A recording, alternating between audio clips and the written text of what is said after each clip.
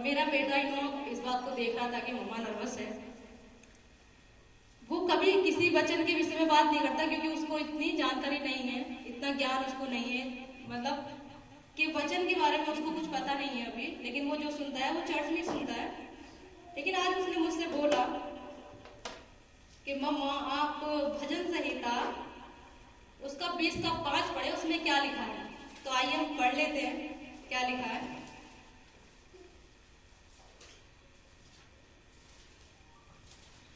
कोई पढ़ेगा? प्लीज पढ़े तो मुझे अच्छा लगेगा।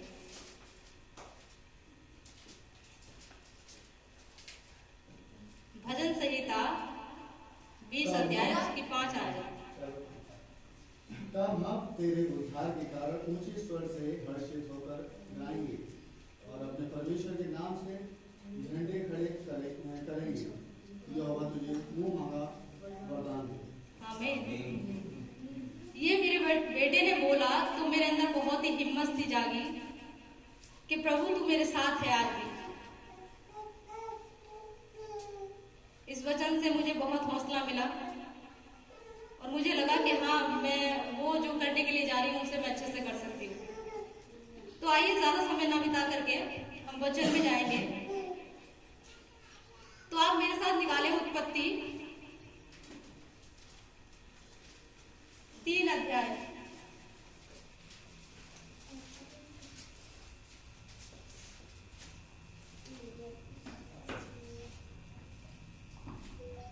हम उत्पत्ति 3 अध्याय में पढ़ते हैं कि आदम और हव्वा ने पाप को अपने जीवन में आने की अनुमति कैसे दी।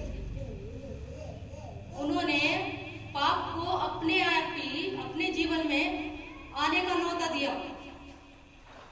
जब हम पढ़ते हैं बाइबल तो उसमें हम देखते हैं कि हव्वा उस पेड़ के पास खड़ी थी, उस वृक्ष के पास खड़ी थी जिसका फल खाने के लिए परमेश्वर ने हमें मना किया था। और उसने उस फल को लिया और खुद भी खाया और अपने पति को भी खिलाया, यानी कि आदम को भी खिलाया। और इससे हम उन दोनों के जीवन में क्या हुआ, पाप का जो है मतलब एंड जिसको बोलेंगे वो आ गया।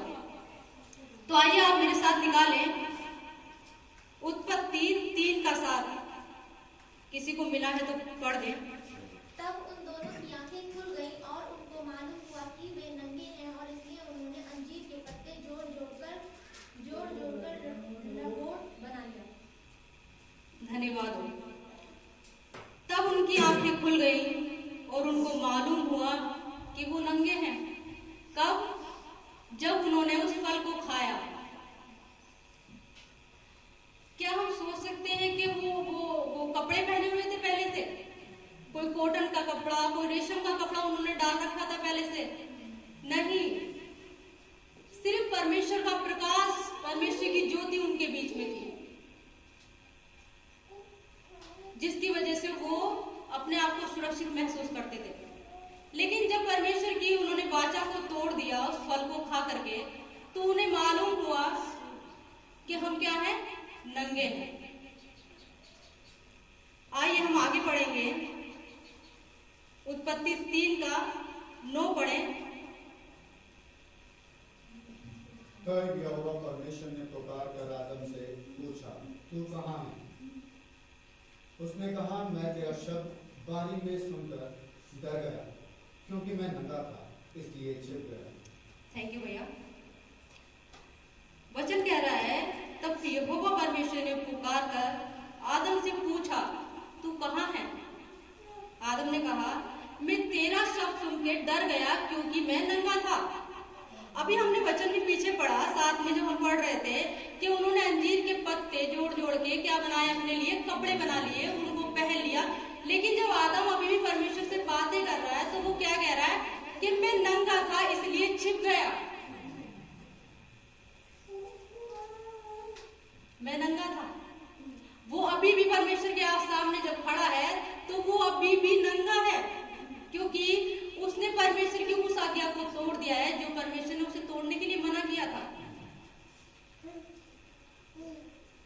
अंजीर के पत्तों का विख्यात इसमें दिया गया है और बहुत ही बड़ा है, वो कभी फिर हम देखेंगे।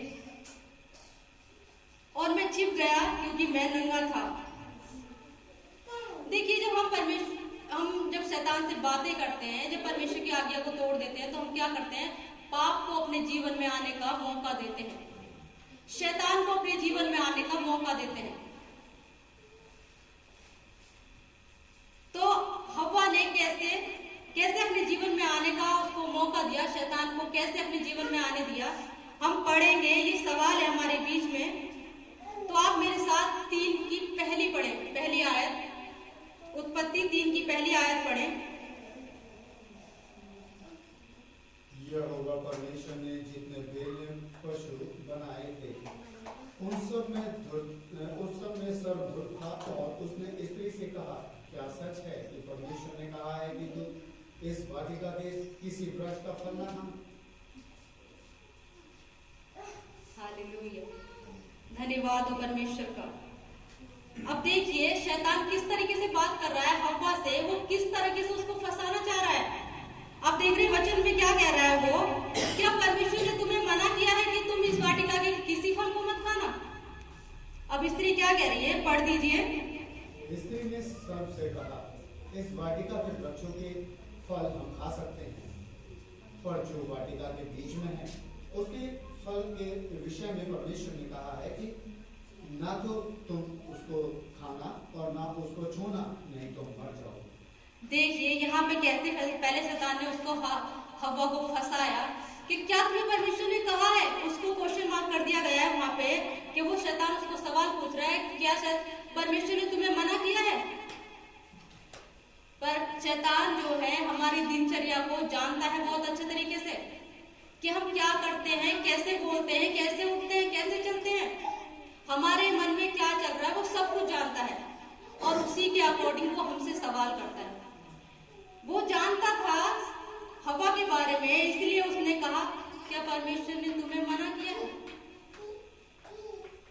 लेकिन देखिए, परमेश्वर की बातों को वो हवा उसके सामने, शैतान के सामने कैसे प्रकट कर रही है, कैसे वो बताना चाह रही है।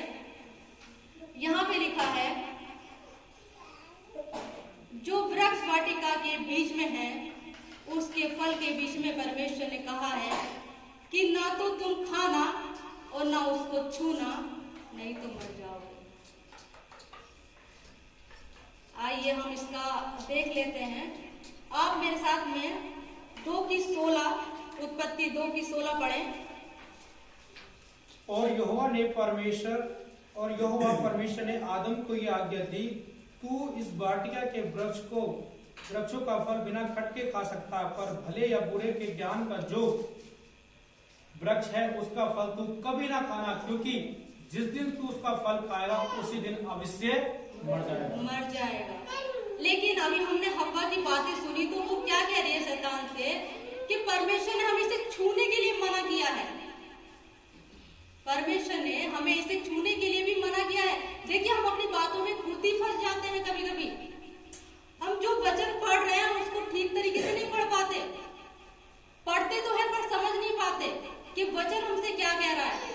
अभी हमने पढ़ा कि तू इस वाटिका के सभी फल बेखटके खा सकता है, लेकिन हव्वा की बातों में क्या है, वो कह रही कि तू इसे छूना भी मत, नहीं तो मर जाओगे। फिर इसी बात का क्या होता है, शैतान हमारे जीवन में फायदा उठा लेता है। जब वो हमारी बातों को सुनता है, हमसे बातें करता है, तो उसी बात का वो हमसे फायदा उठाता है। उसने उस फल को तोड़ा और हव्वा के हाथों में रख दिया और उससे कहा, देखो तुम नहीं मरे, आप खा लीजिए, इसको कुछ नहीं होगा। अरे थोड़ी सी पी लीजिए, क्या फर्क पड़ रहा है, कुछ नहीं होगा, इसको पीने से क्या होगा, तुम गाली दे दो यार, कुछ नहीं होगा, तुम इसका बुरा कर दो, कुछ नहीं होगा, देखो कुछ हुआ। हम उसको लड़ाई करके आ गए, कुछ हुआ, कुछ नहीं हुआ। हम अब भी परमेश्वर में बने हैं, अब भी परमेश्वर की आशीष हमारे ऊपर उतरी हुई है, अब भी भरपूरी है, कोई कमी घटी नहीं हुई है, कोई भी कमी घटी नहीं हुई है अभी तक। कैसे शैतान हव्वा को फंसा रहा है, उसके हाथ में उस फल को रख दिया और उससे कहा, देखो तुम नहीं मरे, अब तुम इसको खाओगे तो भी नहीं मरोगे। हम पाप को अपने जीवन में आने का खुद ही मौका देते हैं, खुद ही हम शैतान से बातें करते हैं, नहीं ऐसा नहीं है, वो कहता है ऐसा है, जैसा तुम कह रहे हो वैसा नहीं, ऐसा है। वो हमें दूसरी तरीके से उस बात को हमारे सामने पेश करता है, उस तरीके से करता है जिस तरीके से हमें वो अच्छा लगता है, उस तरीके से नहीं जिस तरीके से परमेश्वर ने हमसे कहा है कि तू उसको मत खाना, नहीं तो मर जाओगे। लेकिन हव्वा ने क्या रखा कि ना इसको छूना और ना खाना, और शैतान ने उसी बात को पकड़ लिया और उसको उसकी बातों में फंसा डाला कि देखो तुम नहीं मरे। इसलिए पाप हमसे कहता है करो, तुम्हें कुछ नहीं होगा, अच्छे रहोगे, भले चंगे रहोगे और आशीष में बढ़ते चले जाओगे। परमेश्वर नहीं देख रहा है तुम्हें, लेकिन प्रियो ऐसा कोई भी जगह ऐसी नहीं है जो परमेश्वर हमें नहीं देख सकता। कहीं भी छुप जाइए, कहीं परमेश्वर हमें ऐसी जगह नहीं बनाई है अभी तक कि परमेश्वर हमें नहीं देख सकता। तो मैं यही आशा करती हूँ आपसे कि प्लीज अपने जीवन में उस शैतान को आने का मौका मत दीजिए, उसे अपने जीवन से फायदा उठाने का मौका मत दीजिए। और जो वचन आप पढ़ रहे हैं उसे उस तरीके से पढ़िए जैसे परमेश्वर ने हमसे कहा है, उस तरीके से नहीं कि लोग हमें उसमें फंसा डालें। तो बस यही मेरा वचन था, और मैं आपसे उम्मीद करती हूँ कि आप मेरे लिए प्रे कीजिए कि मैं आपके आगे और भी वचनों को लेकर के आऊँ और परमेश्वर में और भी बढ़ती जाऊँ, ताकि परमेश्वर की महिमा हमेशा हमारे जीवन से ऐसे ही होती रहे। सबको जय मसीह की।